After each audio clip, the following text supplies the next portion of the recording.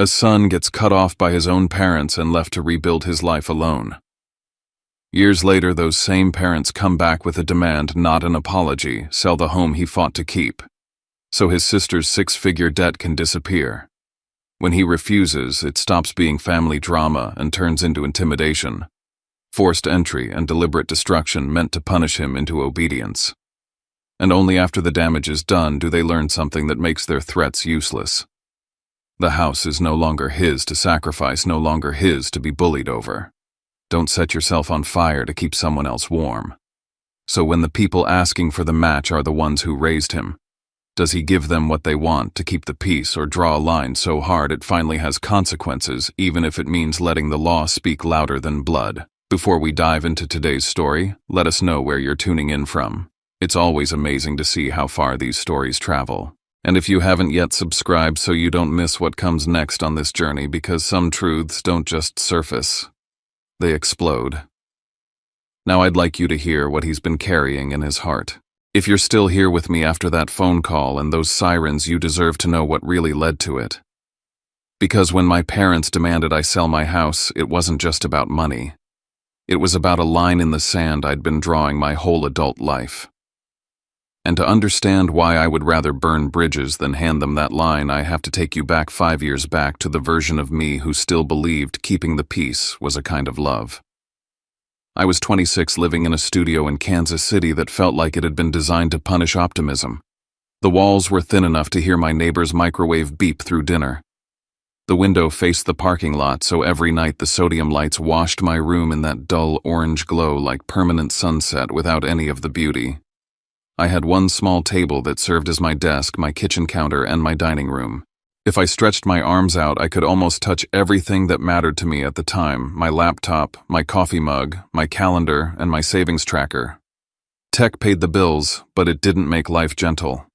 My days were structured stand-ups, tickets, deadlines, the constant hum of solving problems that never stayed solved for long. Some nights I came home so late the lobby smelled like bleach and stale mail. Weekends weren't for relaxing.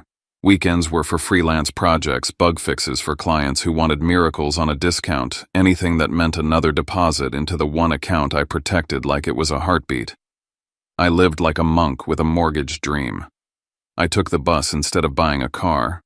I meal prepped plain food and called it being efficient so it didn't sound as sad as it sometimes felt. I said no to trips, no to concerts, no to spontaneous nights out, because none of those things built the life I wanted. Every time I felt tempted, I would open my spreadsheet and look at the number like it could talk me off a ledge. That file had a name that made me cringe if anyone ever saw it: exit plan. Because that's what it was. A map out of uncertainty. A map out of being one bad month away from panic. And if I'm being honest, a map out of my family's orbit. Not physically. Overland Park was only a short drive away, but emotionally, I'd spent years feeling like my value in that house was measured in usefulness, how much I could tolerate, how much I could give, how little I could ask for in return. The dream itself was simple: a craftsman in Kansas City, 3 bedrooms so I could turn one into a real home office and still have a spare room for guests, because part of me wanted to believe I'd eventually have people worth hosting. Hardwood floors, not carpet that held other people's stories. A kitchen that caught the morning light, the kind of place where coffee felt like a reward instead of a survival tool. I didn't want luxury, I wanted ownership. I wanted the quiet kind of pride you feel when you unlock your own front door and nobody can tell you what you owe them for being allowed inside. And still, every Saturday night I drove to my parents' place in Overland Park like I was clocking in for a shift I didn't get paid for. It was an unspoken agreement: show up, smile, eat, laugh at the right jokes, pretend the air wasn't always a little tense. My dad, Gordon, would sit in the same chair and complain about his back like it was his signature. My mom, Maureen, would hover between the kitchen and the dining room, fussing over plates and controlling the room with little looks and little sighs. They were the kind of parents who could sound warm in public and cold in private without ever raising their voices. My sister Kendra always arrived like she was stepping into a spotlight. She was a few years older, and she had this talent for making every conversation about her next big thing. She never walked in empty-handed, even if what she brought was just energy and noise. And her husband, Dustin Vale, was the kind of guy who talked like hard work was for other people. He didn't just chase opportunities, he chased shortcuts. He loved words like scalable and passive and game changer, as if saying them out loud could make money appear. They spoke in futures. They rarely spoke in responsibilities. I told myself the Saturday dinners were for keeping the peace. That's what you say when you don't want to admit you're afraid of what happens if you stop. I was the steady one, the practical one, the one who didn't ask for much. And that role came with an invisible expectation. If anything went wrong in the family, I'd be the buffer, the fixer, the quiet wallet with a pulse. So I built habits that made me feel safe. I saved receipts, I kept screenshots, I archived emails. I didn't even do it because I was paranoid. I did it because I'd learned that people who twist stories can't twist evidence as easily.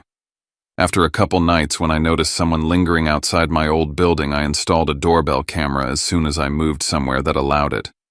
Later, I added a camera pointed toward the garage because the idea of anyone showing up unannounced made my stomach knot. I didn't know then what those cameras would end up meaning. I just knew I hated feeling exposed. Around that time, I met Rowan Pierce through a professional networking group. Not a dating app, not some dramatic setup. Just one of those conversations that starts about work and somehow turns into something human. Rowan lived out of state and we didn't jump into anything fast. What hit me was the opposite of pressure. Rowan didn't ask me to prove anything, didn't hint that love was earned through sacrifice, didn't treat my goals like they were a resource to be harvested. For the first time in a long time, I felt like I could breathe around someone. By the beginning of October, my savings number was close enough to my goal that I could taste it. I had a listing saved on my phone, a craftsman that made my chest tighten in a good way, hardwood floors, a kitchen window that turned sunlight into something almost golden, 3 bedrooms, and a small porch that looked like it belonged in a movie where good things happen to people who try. That Saturday, I drove to Overland Park with a grin I couldn't fully hide. I was excited. I was proud. I was ready to finally share something good with the people who were supposed to care. I didn't know that by the time dessert hit the table, the dream I'd been building for years would be treated like a pile of cash sitting in the middle of the room, something my family had already decided how to spend. The house looked the same as always, trim lawn porch light on the faint smell of someone's dinner drifting into the driveway. But the second I walked in, I felt it. That tight electric feeling you get right before a storm breaks. Not loud, not obvious, just charged. My dad was in his chair, but he wasn't performing his usual routine. He didn't launch into complaints. He didn't meet my eyes for more than a second. It was like he was waiting for a cue. My mom moved too smoothly, too attentive, asking how work was going in that bright voice she used when she wanted something. She told me I looked healthy. She said she was proud of how disciplined I was. Those weren't her words, not normally. My mom didn't hand out praise unless she was building toward a favor. We sat down at the dining room table and everything was laid out like a normal suburban family meal. Plates, warm meatloaf on the platter, salad that nobody would eat, iced tea sweating on coasters. If someone had walked by the window, they would have seen a picture-perfect scene. Inside, it felt like a stage. Kendra and Dustin arrived late like they always did, except this time they didn't stumble in apologizing or making jokes. They walked in with purpose. Kendra had her laptop. Dustin carried a thick stack of printed pages, the kind with colored charts and bold headers. It would have been funny if it hadn't been so unsettling, like my sister thought she was about to pitch a room full of investors instead of eat dinner with family. They didn't ask me how I was. They didn't ask what I'd been working on, what I was excited about, anything that would have made me feel like a person. Kendra slid her laptop onto the table and started talking before we'd even finished our first few bites. She didn't ease into it. She didn't tell a story. She launched. "This is different," she said, eyes bright, voice clipped with that dangerous mix of confidence and desperation. She started clicking through slides, market size, projected revenue growth curves that bent upward like a promise. She talked about initial development and marketing runway and time to profitability. Dustin jumped in at the exact moments you'd expect, like he'd rehearsed his lines. "The opportunity won't wait," he said. We're at the perfect moment. It's now or never. I watched my parents while Kendra spoke, expecting skepticism, expecting at least a question. Instead, my mom nodded along. My dad sat still, jaw-tight eyes on his plate. They weren't hearing this for the first time. That realization landed in my gut like a weight. This wasn't Kendra showing up with a spontaneous idea. This was a plan, a coordinated, pre-approved plan. And I was the missing piece they'd been waiting to plug in. Kendra's tone shifted from presentation to persuasion. "We've run the numbers," she said, tapping the printed graphs. "It's a solid return. 2 years, and we could double the investment." That's when they all looked at me. Not casually, not in passing. All at once. Like the spotlight swung and locked. I felt my mouth go dry. "Why are you all staring at me like that?" Kendra smiled small and sweet, the same smile she used when we were kids, and she wanted me to take the blame for something she broke. "Well," she said, drawing the word out, "Mom mentioned you've been saving for a house."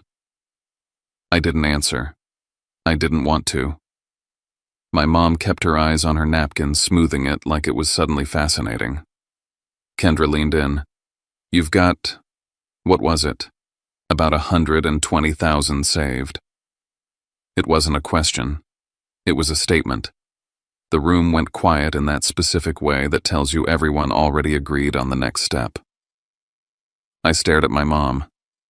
"You told her that?" My mom didn't deny it. She just sighed like I was being difficult about something that was already settled. "We're family," she said, as if that explained why my private finances had become a group discussion. In that instant, I understood something ugly and clean. They hadn't been watching me build a future. They'd been watching me assemble a resource. Kendra slid one of the printed pages toward me like it was a contract. "This could be your investment," she said. "You'd be part of something big. And in 2 years, you'd have double. You could buy an even better house." I laughed one sharp breath that sounded wrong in my own ears because the audacity was almost surreal. My house money wasn't a casual gamble. It was my entire life plan. It was the reason I'd spent years eating like a broke college kid with a full-time job. It was why I'd watched friends go on weekend trips while I stayed home and worked. It was why I'd ridden the bus in winter when I could have financed a car. It was why I'd built that exit plan spreadsheet in the first place. "I'm not investing my house money," I said, steady but firm, "not in this."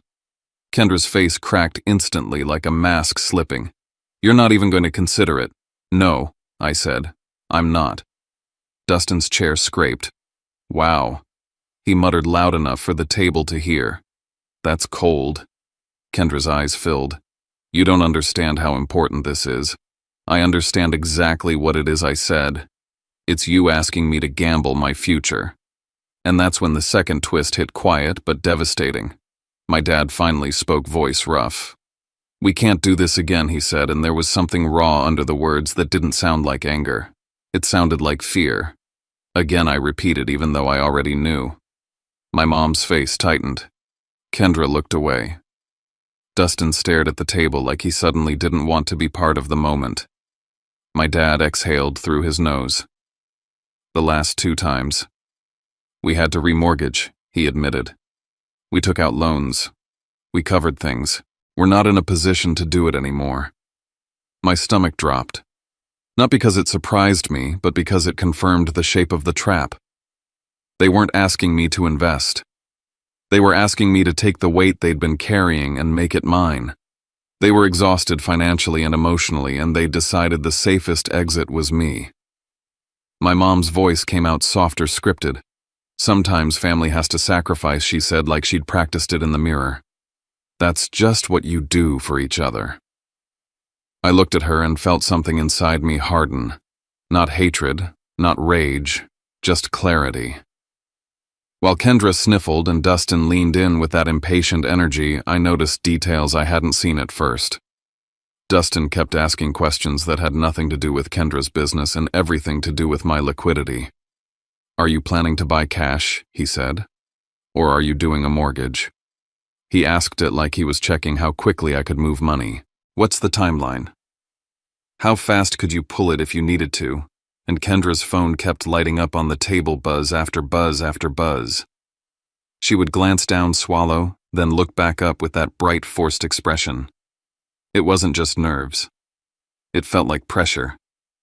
Like someone outside that room was counting on her to come home with a yes. I pushed the printed graphs back toward her. "No," I said again. "I'm not doing this. Not with my house money." The temperature of the room changed. It was subtle at first, my mom's eyes narrowing, my dad's jaw tightening, Kendra's tears turning sharper, more performative. The presentation was over. The persuasion was over. And I could feel what was coming next, like hearing thunder roll before the rain hits. My sister wasn't going to stay in business pitch mode. My father wasn't going to stay quiet.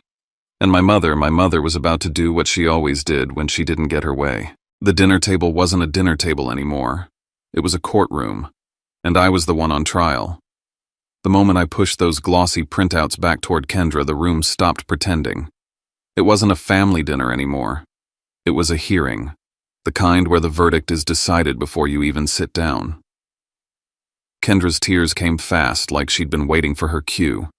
She pressed a hand to her chest and stared at me like I'd just taken something from her. "You have to help," she said, voice shaking. "You're my brother.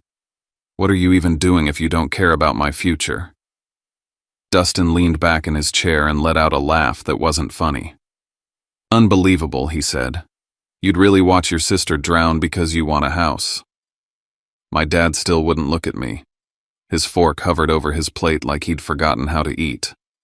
My mom's gaze kept darting between my face and Kendra's as if she was measuring how much pressure would break me. She reached for the role she knew best, the one that always worked in our family, moral authority. "Thayer," she said, soft and disappointed, like she was talking to a child who'd failed a test.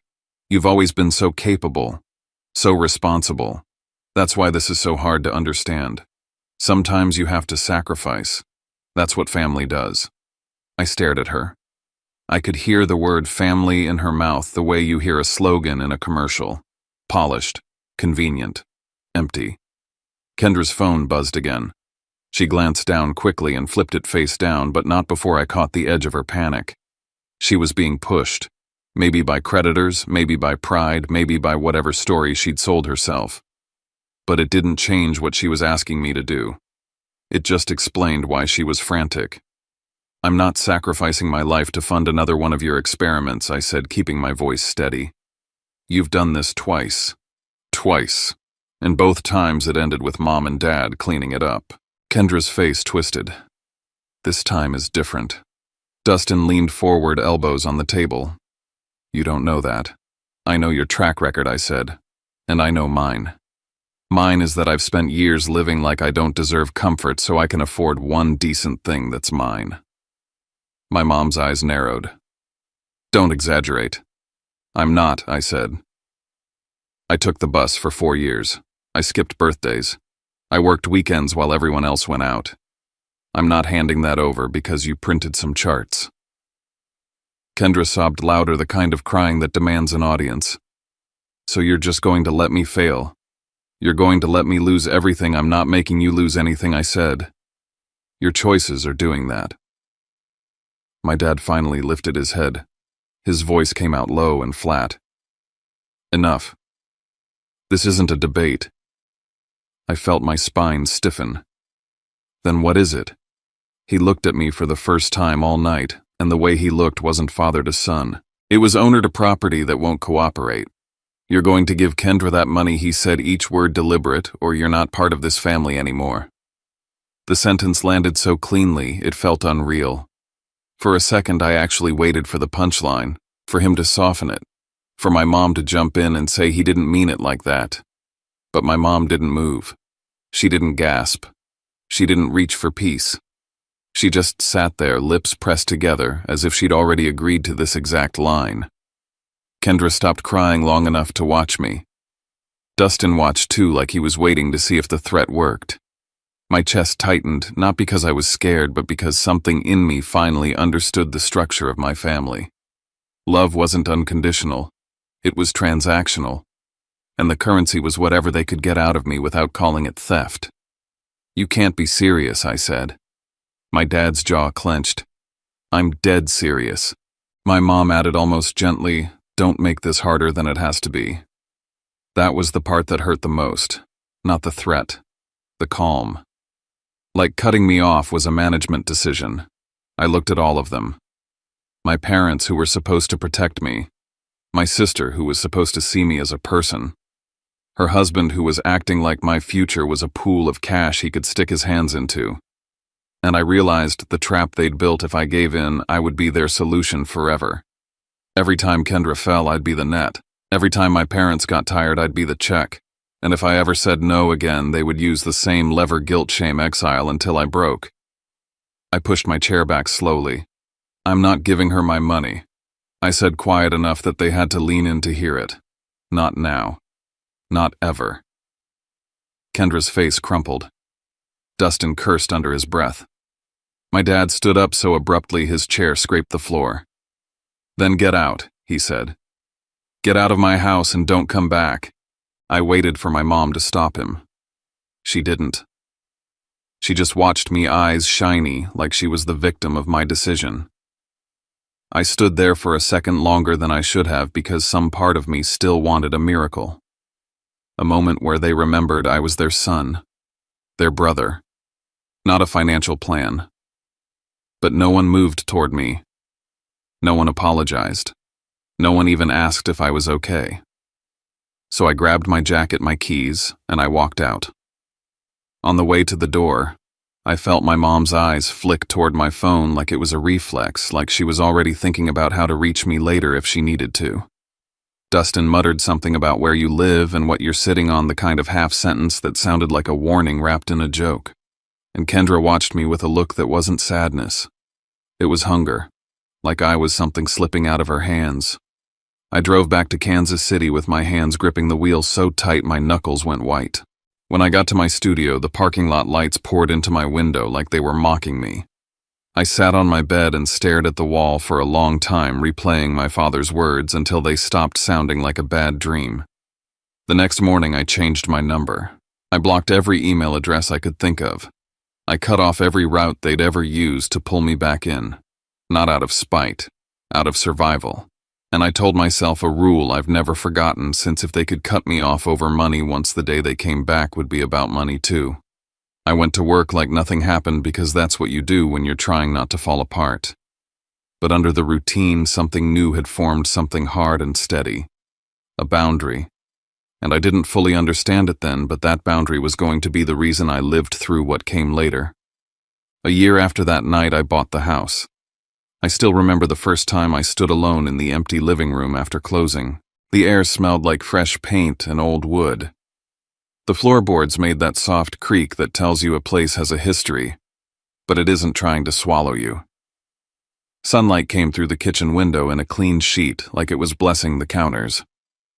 I walked from room to room slowly, not because I was inspecting, but because I couldn't believe it was mine.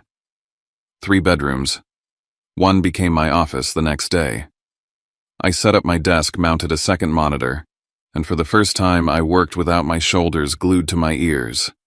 Another bedroom stayed mostly empty, just a simple bed and a clean set of sheets for guests I wasn't sure I'd ever invite. The third became storage for all the things I'd postponed owning while I lived in that studio: a real dining table, a couch that didn't come from a friend's curb, a bookshelf that held more than just manuals and warranty papers. Peace, I learned, is quiet. It doesn't announce itself. It just exists, and you realize you've been living without it your whole life. I didn't hear from my parents. Not once. No apology. No check-in. No message asking if I was alive. That silence could have made me sad, but after the first few months it started to feel like confirmation. Their love had conditions. I failed the test. They moved on. I moved on too, in the only ways I knew how: structure, control-proof. I tightened my life like a sealed container. I changed where my mail went. I updated every account. I removed my parents as emergency contacts from anything that still had their names on it. I treated my privacy the way other people treat their valuables. I installed a doorbell camera first, then another camera angled toward the garage and driveway. Part of me told myself it was for package theft. Another part of me knew it was because I'd spent enough of my life being surprised by people who felt entitled to me. The cameras didn't make me paranoid. They made me calm. They meant if someone showed up, I'd know. If someone lied later, I'd have receipts. Work got better. I took on bigger projects, got promoted, started earning the kind of money that made my old spreadsheet look like a relic. I wasn't rich, but I was stable. I slept through the night. I cooked real meals. I stopped flinching when my phone rang. Every so often, my friend Shelby would give me updates I didn't ask for. Kendra's doing great, she told me at one point. Like actually great. New house, traveling all the time. It's all over her social media.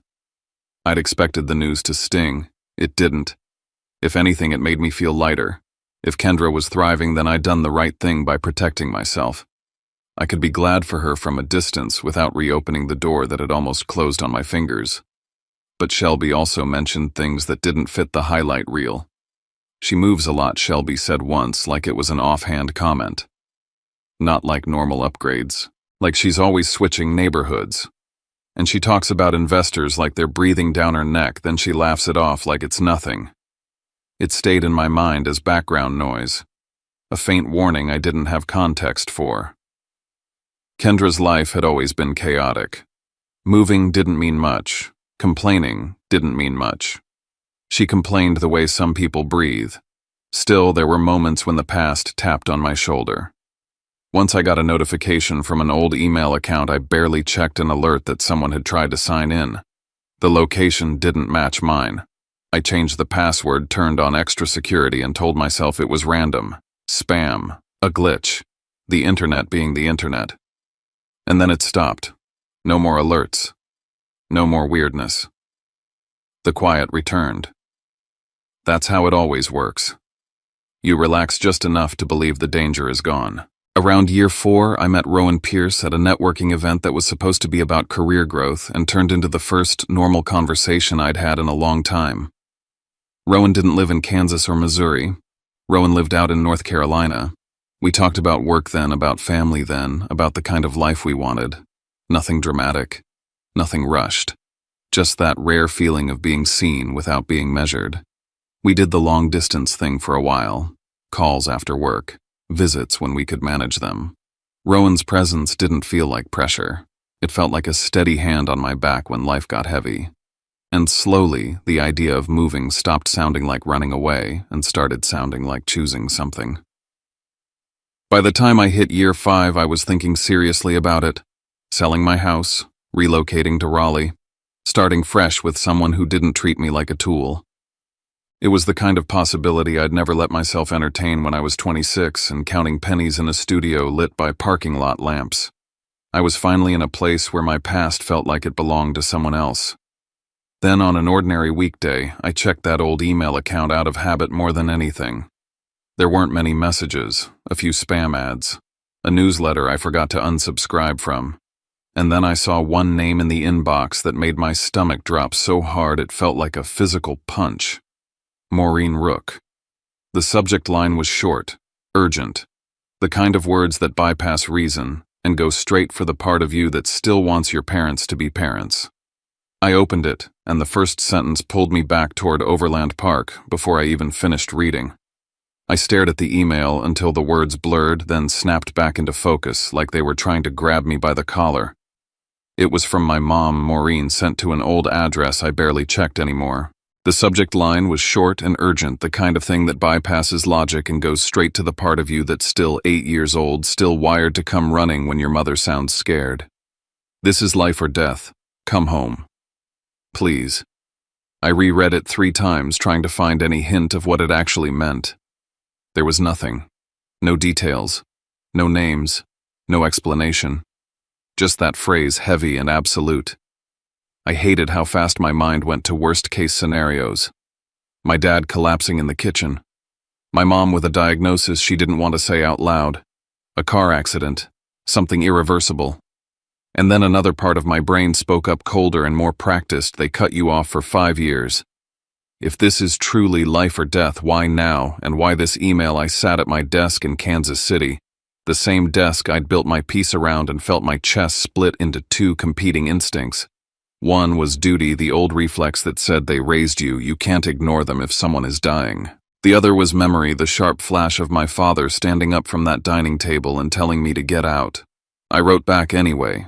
Short, Controlled. Saturday. Tell me what's going on. I tried to go back to work after that, but my hands kept hovering over the keyboard like they didn't trust the day anymore. Every few minutes I checked my phone. Nothing. No reply. Just silence, like they'd thrown the hook and didn't care if I swallowed it immediately or not. Saturday morning I drove out to Overland Park with my stomach tight and my jaw clenched. I told myself I was going for answers, not reconciliation. I told myself I could walk away the second I realized this was a play. Still, when I pulled into the familiar neighborhood, it hit me how small it all looked now. The same streets, the same tidy lawns, the same sense of appearances being everything. I sat in my car for 10 minutes, hands on the wheel, watching the front door like it might open and reveal a version of my parents I recognized. Then I saw the driveway. A Porsche. Low, glossy, expensive. And beside it a Mercedes that looked like it had never seen a speck of dust. My throat went dry. I hadn't even gotten out of the car and the picture was already wrong. If this was life or death, why did it look like a luxury car showroom I got out anyway? My mom opened the door before I could knock, like she'd been watching from behind the curtain. She looked older than I remembered. More lines around her mouth. Her hair a little thinner at the temples. For half a second I felt something soften in me. Then her eyes flicked past me down the driveway like she was checking whether I'd brought anyone with me. "Thayer," she said, voice trembling just enough to sound sincere. "Thank you for coming." Inside the living room was staged like a meeting. My dad Gordon was in his chair posture, rigid expression carved out of stone. Kendra sat on the couch with Dustin beside her, holding her hand like she might drift away if he let go. Kendra's eyes were red. Dustin looked tense, but not grief tense. More like cornered. I didn't sit. I stayed standing near the doorway where leaving would be easy. "What's going on?" I asked. "Your email said life or death." My mom's mouth tightened. She glanced at my dad, then at Kendra as if passing the speaking role. "It's about your sister," she said, and immediately her voice took on that careful, loaded tone she used when she wanted me to feel responsible. "She's in trouble." Kendra's chin wobbled. She looked at the carpet instead of at me. Dustin's hand tightened around hers. My dad cleared his throat like he was about to deliver a business report. "Her company went under," he said. 3 months ago. I blinked. Shelby's updates flashed through my head. The travel posts. The living the dream photos. The way Kendra always looked like she was winning. And now this. "The bank took the house," my dad continued. "They're staying wherever they can." I held my expression still. "I'm sorry," I said, "because losing your home is brutal no matter who you are. But what does that have to do with me?" That's when Kendra finally spoke, voice thin as paper. 150,000. The number hung in the air, too big to be casual and too specific to be an exaggeration. "Who do you owe $150,000 to?" I asked, eyes moving to Dustin because he looked like the one who actually understood the situation. "Private investors," he said quickly. "Not the kind you stall. Not the kind you negotiate with." Kendra started crying again. "They've been calling," she whispered. "They know where we're staying. They know our routines. They said we have until the end of the month." There it was. The deadline. The ticking clock they'd brought with them like a weapon. My mom stepped closer, hands clasped like she was praying. "We're scared," she said. "Really scared." I felt the pull of empathy, the human part of me that didn't like seeing people terrified. Then the other part, the one built from 5 years of silence, asked the question that mattered. "And you want what from me?" My mom didn't hesitate. "We know you bought a house," she said, like it was common knowledge. "A nice one, and we think you should sell it." For a moment I didn't breathe. Not because it surprised me, because a darker part of me had expected this the second I saw those cars, but because of how cleanly she said it. Like she was telling me to return a sweater she didn't like. "You're young," she added, as if that made it reasonable. "You can start over. Your sister can't handle these people. She could get hurt." I laughed once, not kindly. "Are you serious right now?" My dad's face didn't change. "Family helps family," he said, like he was reading a rule off a plaque. My eyes burned. Family, I repeated. You told me I wasn't family anymore. You remember that part, right? 5 years ago, I walked out of this house, and none of you cared whether I lived or died. Kendra's crying turned desperate. That was different, she said, grabbing at the air like she could grab at time. This is dangerous. This isn't just business. They're not going to just sue me. Then go to the police, I said. My dad shook his head. You don't understand. I understand enough to see 2 luxury cars outside, I said, voice sharpening. Sell those. Dustin's face tightened. We need them for work. I stared at him. You need them more than you need to be safe, Kendra's head snapped up. Don't do that, she said, suddenly angry through the tears. Don't act like we're living some glamorous life. We've been trying to keep everything together. By keeping the expensive cars, I asked. By asking me to throw away the one stable thing I built. My mom stepped in front of me, eyes glossy. That house, she said, you could sell it, pay off her debt, and still have money left for an apartment. A nice apartment. A nice apartment. The same phrase they'd used years ago, like a cage dressed up as a compromise. I felt my throat tighten. Mom, I said I lived like a ghost to buy that house. I worked my ass off. I didn't take shortcuts. I didn't ask you for anything. And you cut me off anyway. My dad leaned forward, voice low and impatient. Stop bringing up the past. The past is the only reason we're standing here, I said. You don't get to erase it because it's inconvenient. My mom's expression shifted like she'd moved from pleading to planning. If something happens to your sister, she said softly, you'll live with that forever. There it was. The guilt knife, clean and practiced. I took a slow breath. And if I sell my house and ruin my future for her choices, I said I'll live with that forever too. My dad's eyes hardened. You're being selfish. No, I said. I'm being honest. She's a grown woman. If you want to save her, sell your house. My mom's mouth fell open. We can't. Then you finally understand how I feel, I said. Kendra stood up, shaking. You're supposed to care, she snapped. You're supposed to help me. Where was that care when you all told me to get out? I asked. Where was that loyalty when I was alone? You don't get to weaponize family only when you need cash. Dustin pointed at me like I was the criminal. You're making a mistake, he said. My dad stood too, and for a second I saw the old power in his posture, the assumption that he could still command me. If you walk out that door again, he said, don't expect. I cut him off because I couldn't listen to that speech twice in one lifetime. I'm not selling my house, I said, clear and final. This is not my debt. This is not my emergency. Figure it out. My mom's voice broke. Thayer. No, I said, and stepped backward toward the door. You don't get to come back after 5 years and demand I destroy myself for you. I left without hugging anyone, without promising anything. I drove back to Kansas City with my heart pounding, not from guilt, but from something colder. Because as I replayed my dad's face in my mind, I realized he wasn't just angry, he was calculating. When I got home, I blocked my mom's email address. I sat in my quiet kitchen, the one with the morning light, and tried to convince myself it was over. Then my phone buzzed with a text from an unknown number. It was short. No greeting. No name. We're not done. The next few days felt like waiting for a storm you can smell in the air but can't see on the radar. I went to work, answered emails, sat through meetings, pretended my life was still normal. But every time a car door slammed outside, my body reacted like it was a threat. I started checking my cameras more than usual, not obsessively, just often enough to admit I didn't feel as safe as I wanted to.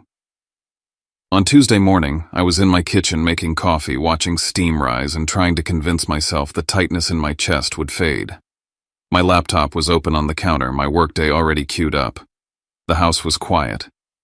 Then I heard a car pull up, fast tires crunching gravel at the edge of my driveway. A door slammed, heavy footsteps. I froze, mug halfway to my mouth. When I looked at the camera feed, my stomach dropped. My parents were walking up my driveway like they belonged there. My mom in her coat face set with purpose. My dad beside her scanning my house like it was inventory. I didn't open the door right away. I watched them through the screen, my hand hovering over my phone. My mom rang the doorbell. The chime echoed through my living room like a warning.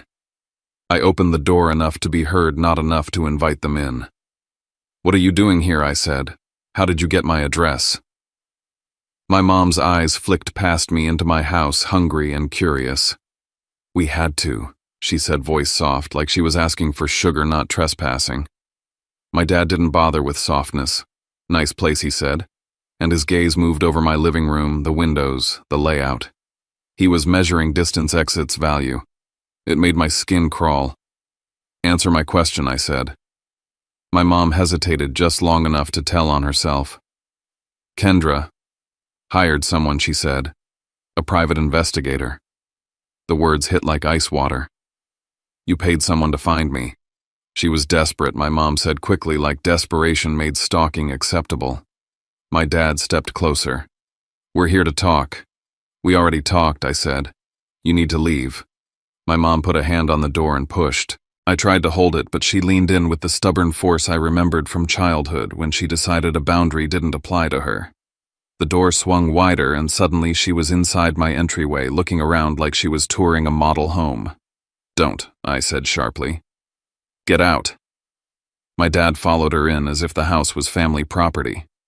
He walked 2 steps into my living room and turned palms open like he was presenting the obvious. "It's just you here," he said. "All this space. You don't need it." I felt heat rise behind my eyes. "You don't get to decide what I need," I said. "Both of you leave. Right now." My mom's voice shifted into that practiced tremble. "Your sister is scared," she said. "They called again. They said end of the month." "There's that deadline again," I said. "Call the police." My dad scoffed. "The police can't fix this." "What the police can fix," I said, pulling out my phone, "is 2 people trespassing in my house." My dad's hand moved fast. He grabbed my wrist in a quick, sharp motion, not hard enough to bruise, but hard enough to remind me he could. "Don't be ridiculous," he snapped. My whole body went still. Then I yanked my arm back and stepped away, putting distance between us. "Don't touch me," I said, voice low. "Do it again, and you'll be the one explaining bruises to an officer." My mom's eyes widened, then narrowed. "You'd really call the cops on your own parents? You're really here uninvited in my home," I said. "Yes, I would." My dad's face tightened, and I could see the moment his anger crossed into something uglier. "Don't make us do this the hard way," he said, words clipped. My stomach turned. "The hard way," I repeated. My mom's mouth pinched. "You're going to regret this," she said like a curse. And then my dad did something that confirmed what I'd been feeling since Overland Park. He wasn't looking at me. He was looking at my house. At the big front windows, the glass, the door frame, the route to the garage. His eyes kept tracing the structure like he was memorizing it. Not to admire, to map. In that moment, my fear stopped being abstract. "You came here to intimidate me," I said. "You're not here to talk." My mom's voice sharpened. "We're here to save your sister. You're here to take my life apart so she doesn't have to face hers," I said. "And it's not happening." I held up my phone so they could see the screen. "I'm calling 911, I said. "You have 10 seconds to walk out on your own." My dad opened his mouth like he was going to argue, but my tone must have cut through something because he hesitated. My mom looked at him, and for the first time I saw a flicker of uncertainty. Not remorse. Calculation. They backed toward the door, my mom still crying, still trying to keep the emotional grip even as she retreated. "If something happens to Kendra," she whispered, "that's on you." I stepped forward and held the door open. "And if something happens to me because you refuse to respect a boundary," I said, "that's on you." My dad paused on the threshold and pointed at me. "You think you're better than us," he said. "No," I said. "I think I'm done being used." When the door closed behind them, my hands started shaking. Not because I doubted myself, because I finally understood what I was dealing with. They weren't going to stop at guilt. They'd already crossed into trespassing, grabbing threats that sounded like warning labels. I pulled up my camera recordings and saved them in 3 places. I made notes with dates and times like I was building a case file. Then I sat at my kitchen table and stared at the wall, listening to the quiet, trying to slow my breathing. I called Rowan that night and told him everything. Not dramatized, not softened. Just the facts. They found my address, they walked in, my dad grabbed my wrist, they threatened me. They looked at my house like it was a target. Rowan didn't interrupt. When I finished, he exhaled slowly. Thayer. He said, "That's not normal. That's not a family argument. That's escalation." "I know," I said. "What do you want to do?" I looked around my house at the furniture I'd bought with careful money, at the windows my dad's eyes had traced, at the front door my mom had pushed past. "I don't want them to have anything to hold over me," I said. "Not the house, not an address, not a place they can show up and turn into a scene." The next morning I called Miles Keene, the realtor whose card had been sitting in my drawer for months from a conversation I once had about moving someday.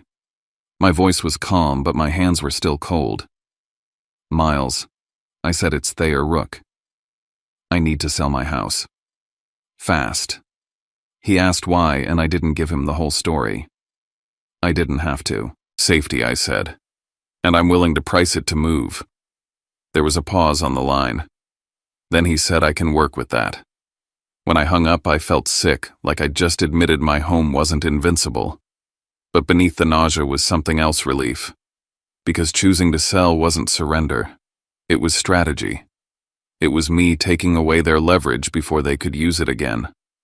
That night, I walked through each room and tried to imprint it into my memory. The morning light in the kitchen, the quiet hum of the fridge, the way the hardwood felt under my feet. I locked the doors, checked the cameras, and still I didn't feel safe. I was standing in the living room, staring at the front window my dad had studied, when my phone buzzed again with an unknown number. The message was even shorter than the last one. "You can't hide from us." I stood there in the glow of my own lamps in the home I'd built as my escape plan made real, and realized the truth that made my throat tighten. I had locked the doors. But I wasn't sure locks meant anything to people who believed they owned you. A month after I listed my house, the place already felt like it belonged to someone else. Miles moved fast, exactly like he said he would. Showings happened while I was still trying to keep my hands steady at work. The offer came in lower than I would have wanted in a calm world, but I wasn't living in a calm world anymore. I accepted it anyway, signed what I needed to sign, and told myself I wasn't losing anything. I was removing leverage. I was pulling the last loose thread my parents could grab and yank. Closing happened so quickly it was almost disorienting. One week my keys were in my pocket, the next they were in an envelope sliding across a desk, and my name was no longer tied to that address. I packed in a way that didn't feel like moving. It felt like evacuating. Rowan drove out to Kansas City to help, and the simple fact of having someone beside me while I taped boxes shut made me realize how long I'd been doing everything alone. The morning we loaded the last box, I stood in the doorway of the craftsman I'd worked years to earn, and I let myself feel it for one clean second, the light, the quiet, the safety I thought I'd bought. Then I shut the door and didn't look back. Raleigh wasn't a magical reset, but it was different. The air was warmer. The trees looked softer. Rowan's place felt lived in a way that didn't make me tense. Within a few days, my body stopped bracing every time a car slowed outside. I worked remotely from Rowan's guest room, and at night we'd sit with laptops open, scrolling through listings, talking about neighborhoods, joking about paint colors like normal people. I kept my Kansas City number, but I tightened everything else. I stopped checking that old email. I told myself there was nothing left for my parents to chase. No address, no house to point at, no front window for my dad to study like a target. For the first time in weeks, I believed I'd outrun them. It was a Tuesday morning when the illusion shattered. Rowan had already left for an appointment, and I was in the kitchen rinsing my coffee mug, half listening to a conference call through one earbud. My phone buzzed with an unknown number from a Missouri area code. I ignored it. It buzzed again, then again. The kind of repetition that turns your stomach before you even know why. I stepped away from the sink and answered on the fourth call, mostly out of instinct, mostly because the part of me that grew up under my mother's urgency still had a reflex for emergencies. "Hello," a man's voice, professional and flat. "Is this Thayer Rook?" My spine went rigid. "Yes." "Who is this?" "This is Officer Delgado with the Kansas City Police Department. I'm calling about an incident involving Gordon and Maureen Rook." The world narrowed to that sentence. My throat went dry. "What kind of incident? They were arrested last night," he said. "Breaking and entering. Property destruction." For a second I couldn't make the words connect. "Where the address listed is 1627 Brookview Terrace," he said, and my stomach dropped so hard it felt like I missed a step. That was my old address, my former house, the place I'd sold, the place I'd left behind like a sealed chapter. "I sold that house," I said immediately. "I don't live there. I don't own it." There was a pause. Paper shuffling, keyboard clicks, the sound of someone confirming details he already suspected. "That matches what we're seeing," Officer Delgado said. "The current owner is Elliot Granger. He came home and found your parents inside his residence." I grabbed the edge of the counter so I wouldn't sit down on the floor. "Inside," I repeated. Doing what Officer Delgado's voice stayed controlled, but the details were brutal. "They caused extensive damage to the living room. Windows broken, furniture destroyed, TV smashed, coffee table destroyed. There was spray paint on the walls. They were using baseball bats." My head pulsed. I pictured my father's hands, my mother's face. I pictured the way my dad had looked through my front window like he was memorizing weak points. I pictured that message on my phone. "You can't hide from us." The threat wasn't metaphor. It had been a plan. Elliot Granger called 911, Officer Delgado continued. He said he heard glass break from the driveway, then saw movement inside. When officers arrived, your parents were still in the living room. They claimed they were retaliating against you. My stomach turned. Retaliating, I said like the word tasted bitter. They thought it was still my house. That's what they stated, Officer Delgado said. They said you abandoned them. That you owed them. They said they were sending a message. I pressed my eyes shut. Somewhere in Kansas City, an innocent man's home had become the battleground for my family's rage. And my parents had done it with the confidence of people who believed they were justified. Officer Delgado lowered his voice slightly. "They asked to contact you." "Of course they did." "Do you want to speak with them?" he asked. My heart pounded, but my voice came out steadier than I expected. "If you put them on, I'll listen. But I'm not agreeing to anything."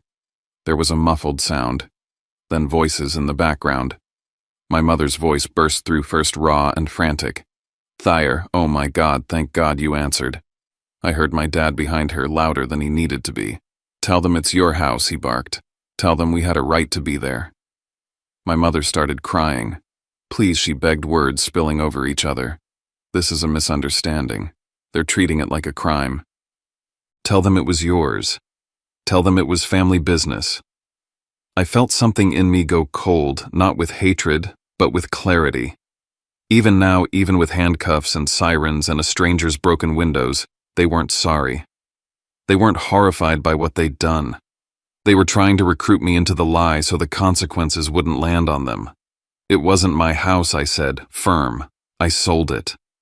My dad's voice cut in sharp and furious. "Why would you do that? Why would you sell it without telling us?" I almost laughed, but it wouldn't have been humor. It would have been disbelief. "Because you showed up at my home," I said, "and you grabbed me when I tried to call the police. Because you threatened me. Because you told me I couldn't hide from you." My mother sobbed harder. "That doesn't matter right now. Thayer, listen to me. We need you. They're going to charge us. They're saying there's $40,000 in damage. We can't pay that." There it was. The shift. The old pattern, wearing a new outfit. First it was Kendra's debt. Now it was their arrest. The target changed, but the demand stayed the same. Thayer, fix it. Thayer, pay. Thayer, take the hit so we don't have to. "I'm not lying for you," I said. "And I'm not paying for what you did." My dad shouted something that sounded like my name turned into an insult. My mother kept pleading, her voice high and shaking. "If you don't help us, they'll ruin our lives. Please. Please just tell them we thought it was your house. Tell them it was an accident. Tell them you'll cover it. We're your parents. I swallowed, forcing myself to breathe. You cut me off, I said quietly. You told me I wasn't family. You can't pick me up and put me down like a tool whenever you're in trouble. She inhaled sharply like she was about to launch into guilt again, but I didn't give her space. Officer Delgado, I said, raising my voice so he could hear me. I want to be clear. That property is not mine. I sold it. I live out of state now. I did not ask them to go there. I did not give them permission to enter. They came to my house weeks ago uninvited and refused to leave until I threatened to call police. My father grabbed my wrist when I tried to dial. They made statements that sounded like threats. I have camera footage. The line went quiet on their end for a beat. Then Officer Delgado's voice returned calm but sharper now. Understood, Mr. Rook. Thank you. My mother's voice surged again, desperate. Thayer, don't do this, don't bury us, please. I'm not burying you, I said, and my voice broke just slightly on the truth of it. You did this. You chose this. My dad yelled, You owe us, and I felt my jaw clench until it hurt. I don't, I said. Not anymore. I ended the call while my mother was still crying and my father was still shouting, and the silence afterward was so loud it rang in my ears. I stood in Rowan's kitchen staring at the wall like it might explain how two people could raise a child and still end up swinging bats through a stranger's living room because their child wouldn't finance their favorite daughter's mess. My hands shook as I set the phone down. Then my mind jumped to Elliot Granger, to the sound he must have heard, to the moment he realized someone was inside his home. My parents could have been shot. Elliot could have been hurt. A situation that never should have existed had become dangerous because my family couldn't accept a boundary. When Rowan came home, he found me sitting at the table phone, face down, my coffee untouched. I told him everything in a rush that didn't feel like speaking so much as emptying poison. Rowan listened without interrupting. When I finished, he reached across the table and took my hand, grounding me with one simple squeeze. They finally showed you who they are, he said softly. I stared at our joined hands. They've been showing me, I said. I just didn't want to believe they'd go that far. That night, I barely slept. Every time I closed my eyes, I saw bats swinging glass, exploding, the innocent shock of a homeowner stepping into chaos, and my mother's voice begging me to rewrite reality so she wouldn't have to face what she'd done. I knew it wasn't over. There would be charges, court dates, restitution, and a story behind Kendra's so-called dangerous investors that suddenly felt less like truth and more like another lever. And for the first time, I wasn't just afraid of what my parents might do. I was afraid of what they had already proven they were willing to do when control slipped out of their hands. The aftermath didn't arrive all at once. It came in pieces like debris floating back after an explosion. Officer Delgado called again 2 days later to confirm he'd received my email with timestamps from my cameras and notes from the day my parents showed up at my Kansas City house. He didn't ask me to fly back. He didn't push me to testify immediately. He just told me the facts in a voice that sounded like he'd heard versions of this before, but not often. They're facing serious charges, he said. Breaking and entering. Criminal damage to property. Depending on how the prosecutor files it, it could get heavier. The homeowner is pressing for restitution. I thought about Elliot Granger again. About walking into your own living room and finding strangers swinging bats like the place belonged to their anger. I didn't blame him for wanting consequences. I would have wanted them too. How much damage, I asked, even though I already knew. Initial estimate is around $40,000, Officer Delgado said. Could go up depending on additional repairs. I hung up and sat with the number in my lap like it was a brick. 40,000. A stranger's safety shattered. A stranger's home violated. And my parents had done it to punish me for not handing over money they believed they were entitled to. Shelby called a week later with the kind of hesitant tone people use when they're delivering news they didn't ask to carry. Thayer, she said, I heard what happened. Everyone here is talking about it. I'm sure they are, I said, voice flat. She exhaled. They're telling people you ruined them. I didn't respond. I could picture my mother's version of events already. I could hear my father's certainty. In their world, consequences were always something someone else did to them, never something they earned. Shelby continued. Your parents got a lawyer. They're trying to work out a deal. They don't want jail time. Of course they don't, I said. What's crazy, Shelby added carefully, is the money. They can't cover it. Between the damage and legal fees and court costs, it's a lot. I stared out the window at Raleigh's trees, the normal world continuing like my family wasn't detonating itself in another state. So what are they going to do? I asked, even though I could guess. Shelby hesitated. They might have to sell their house. The irony hit so hard, it made me laugh once sharp and bitter. The house my mother had called untouchable because they were older. The house my father said they couldn't risk. The house they insisted was the only safe asset they had. That house. A few weeks after that, Shelby called again, her voice lower. It happened, she said. They sold it. I closed my eyes and let the moment land. My parents had demanded I sell my home to save Kendra. When I refused, they invaded a stranger's home and caused so much damage they were forced to sell their own. It was like the universe had taken their ultimatum and turned it back on them, but nothing about it felt satisfying. It just felt sad and dangerous and inevitable. And get this, Shelby said like she didn't even want to say it out loud. After they paid what they owed for court and restitution and everything, they gave the rest to Kendra. I didn't speak for a long second. My parents had done it. They had done exactly what they demanded from me. They had cashed out their own stability to feed the same problem they'd been feeding for years. What about the investors, I asked finally. The people Kendra said were going to hurt her. Shelby exhaled like she'd been waiting for that question. That's the other thing, she said. They weren't what she made them sound like. They're not some scary underground crew. It's a legitimate investment group. They were threatening to sue. That's it. Lawsuit threats, not physical threats. Kendra exaggerated. A lot. My stomach tightened. The end-of-month deadline. The language about being watched. The way my mother had looked at me like I'd be responsible if something happened. The fear they used as a club. So she lied, I said. She played it up, Shelby said. And Dustin made it worse. He kept telling your parents it was life or death, that they had to get the money now. He's been stirring everything. I pictured Dustin at that dinner table 5 years earlier talking about urgency, about windows of opportunity, about how money had to move now. He'd always been good at pushing people into corners. And my parents, who loved control more than truth, had let him steer them because it served what they wanted, someone else's money. How are they living now? I asked. Shelby's voice turned tired. They're in an apartment, with Kendra and Dustin, all of them.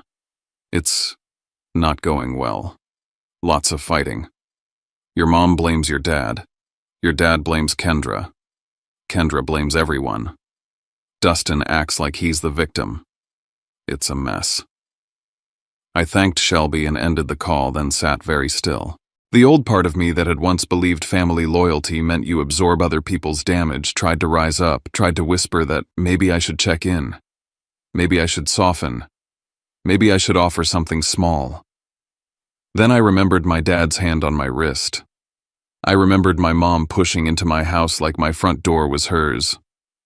I remembered my father's voice telling me to lie to the police to claim ownership of a house that belonged to an innocent man, to take responsibility so he wouldn't have to. That wasn't love. That was a demand for sacrifice without consent. My parents tried to reach me through other people after that. Shelby told me my mom wanted to apologize. A cousin I barely spoke to sent a message that said they just want to talk. Another acquaintance from Overland Park wrote they're devastated. It would mean a lot if you called. Every message sounded the same, like someone had handed them a script. Not once did anyone say they're worried about you. Not once did anyone ask if I felt safe. The requests were always angled toward easing their discomfort, smoothing their mess, making consequences feel less sharp. Rowan watched me read the messages and delete them. He didn't tell me what to do. He didn't pressure me toward forgiveness or revenge. He just stayed close, like he was quietly holding the line with me. One night, after I'd spent an hour staring at my phone and then setting it face down like it burned, Rowan sat beside me on the couch and said, You're allowed to protect your peace, even if they don't understand it. I nodded, and for the first time since Officer Delgado called, my chest loosened. Months passed. The court process moved forward without me being pulled back into Kansas City. The restitution was handled through what my parents paid and what they could negotiate. The story in my hometown kept mutating, but the truth stayed the truth. My parents broke into a home that wasn't theirs and destroyed it because they believed violence could force obedience. Kendra built a crisis out of her own choices and inflated fear to squeeze money out of people. Dustin poured gasoline on every conflict because it got him closer to someone else paying his bills. And me, I stopped letting their chaos define my calendar. Rowan and I kept looking at houses in Raleigh. Slowly, the idea of home stopped feeling like a vulnerability and started feeling like a shared decision. When we finally found one we loved, we walked through it together, and I noticed something I hadn't expected. I wasn't scanning for threats. I wasn't mapping exits. I was imagining mornings. A kitchen where coffee meant comfort. A room that could become an office without feeling like a bunker. A backyard where the air didn't smell like fear. When the dust settles, what lingers isn't the broken furniture or the shouting, it's the quiet realization that some people will call it family while they're asking you to bleed for their comfort. And when a line is finally drawn, it can feel lonely, even when it's necessary. Still, there's something deeply human in choosing to protect your peace without turning your heart to stone. If this story stayed with you, you're not alone. We all reach moments where love and boundaries have to share the same room, where dignity matters as much as forgiveness. Sometimes the kindest thing we can do for ourselves and for others is to stop rescuing and start telling the truth gently and clearly. Thanks for spending this time with me. If you'd like to be part of this little corner where we listen and share without judgment, you can subscribe and come back for the next story. And if you want to drop a few lines in the comments where you're watching from or what this brought up for you. Until next time, take care and I'll see you soon.